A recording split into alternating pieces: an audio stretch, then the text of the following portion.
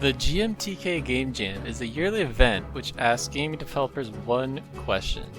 Can you make a game in just 48 hours? More than 22,000 people thought, yeah, I'll do that, but only about 1/3 actually submitted something before the deadline. I was a part of that 1/3, so here's how it went. So for me, it started at 1 p.m. and I was tuned into the premiere video like everybody else, and then the theme is... So let us take on a role that we don't normally get to play. Maybe that's Tetris, but instead of moving the blocks, you move the whole level.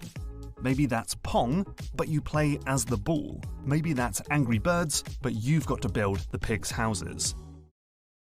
That wasn't what I expected. So to start, there's no point in opening Unity yet, so I opened up a Word document and tried to come up with an idea that would fit the theme. I first had this funny idea where it would be like an anti-game where it would just launch you into Unity and it's the player who has to make a game and I would get to judge.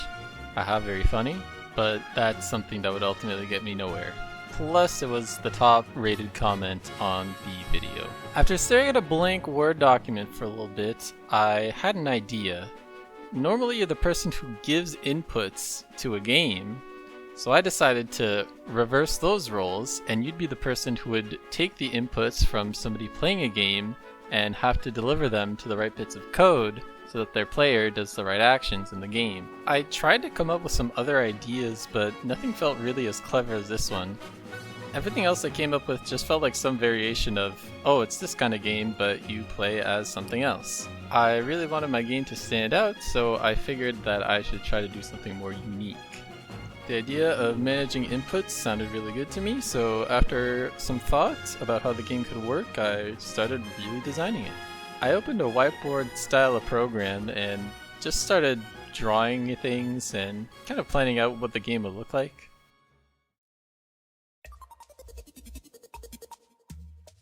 Now, if you've ever made a game before, you know that it's usually best to start by coding the game and then creating art afterwards, so that for one, you don't lose motivation doing things the other way around, but also so that you know how your game works and what assets you actually need. I decided to do not that.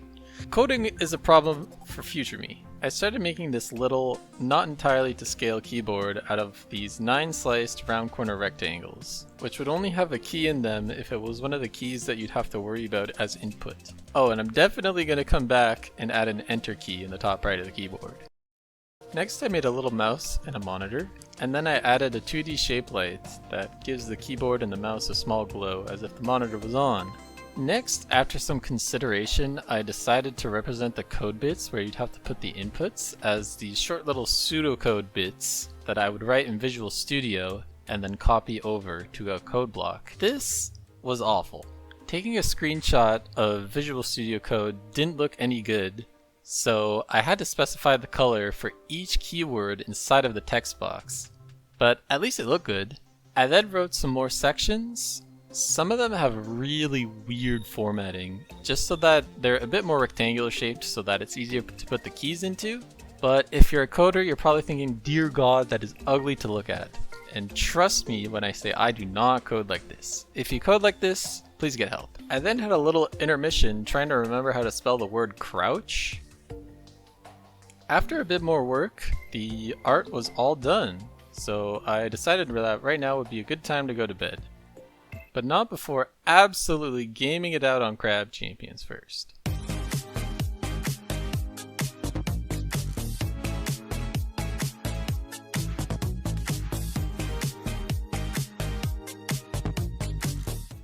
Okay, so it's Saturday morning.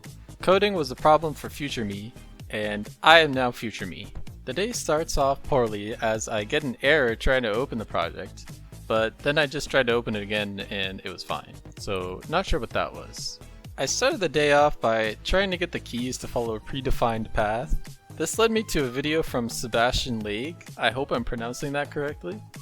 This guy is like the 3 blue 1 brown for coding. Just explores really interesting coding topics. He had a short video on a free path creator that he made. So I downloaded that and it was exactly what I wanted. Yeah, look at the little keys go. Next I worked on the input buffer, which was really just another 9-slice rectangle, which the cores went into. The buffer itself is essentially just a list with some fancy math to determine where the things in the list should be placed on the screen.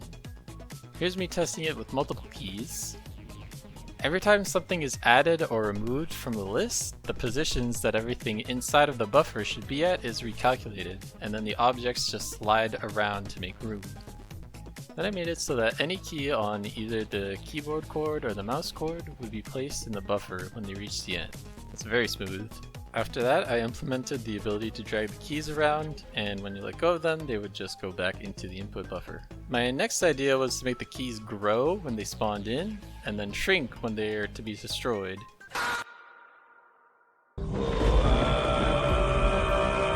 Okay, now that that's working, I gave every code block a background so that it looked more like a game element and not just something that was there. Then I gave it a collider so that I could detect when a key is on top of it. I spent way too long remembering how colliders work because it's always some weird mix of colliders, rigid bodies, is trigger, on trigger enter, and all this stuff. And every time I have to look up how to do it properly because my triggers never trigger. I then wanted to make sure that a key can be hovering over 2 code blocks. So I gave each key a smaller collider inside the key that would be the one that interacts with the blocks of code. As long as the distance between 2 code blocks was greater than the small collider, I wouldn't have to worry about 2 code blocks being selected. I then made the light on the screen change from one random color to the next one to make it look like the player was playing something. Realistically, it just looks like he's at a rave, but I like it. Then I made this trash can for where all the extra inputs were going to go. I wanted to make the lid open and close, but I was having some issues with that and just gave up. Then I added colors to all of the code blocks so it would be easier to distinguish where the inputs go. I then coded up all of the game logic for which input should go where and when, but I did that all in the second monitor and I was only recording my main one. But essentially, a script would generate a list of keys, as well as a list of duplicates from that list. If a key is put in the trash, the game tries to remove one of the duplicates from the list. If it can't remove it from the list, it counts as a wrong input, because you didn't handle an input that should have been. Other keys, like crouch, have special conditions. Like if the player is currently standing, then you need to put it in the crouch code. And if he's crouching, you need to put it in the stand code. Or E, which is to throw a grenade, but then the grenade goes on cooldown for the next set of inputs, and you have to ignore any E keys. Nobody understood this, and that's my bad for explaining it poorly. Getting a key wrong adds to this rage counter, which is just a float that's sitting in the middle of the screen for now, but I'll turn it into a meter later. I then made it so that instead of getting everything all at once, you slowly get introduced to different types of inputs. So I start with WASD, then move on to mouse 1 and mouse 2, and so on. And then, while I was playtesting, it happened.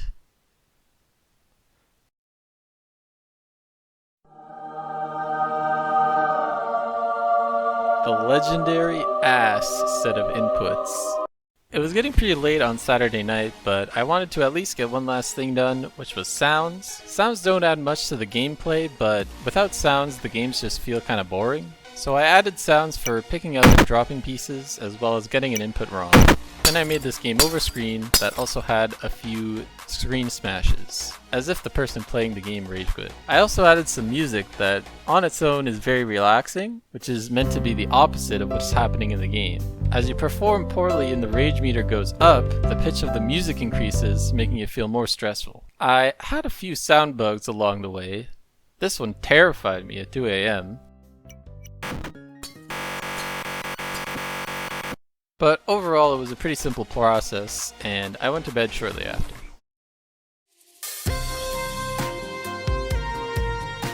Okay, so it's Sunday morning, and all I really did was make these little intro text boxes that introduce you to the new types of inputs. I also added a text box, which is what the person playing the game is thinking right now. If you mess up a key, he'll give you some very positive feedback. This also sort of lets you know what you're doing wrong. After some last minute bug fixes, it was done, so I submitted it. Feel free to check it out in the description. If you participated in the jam, let me know what you think by leaving me a rating.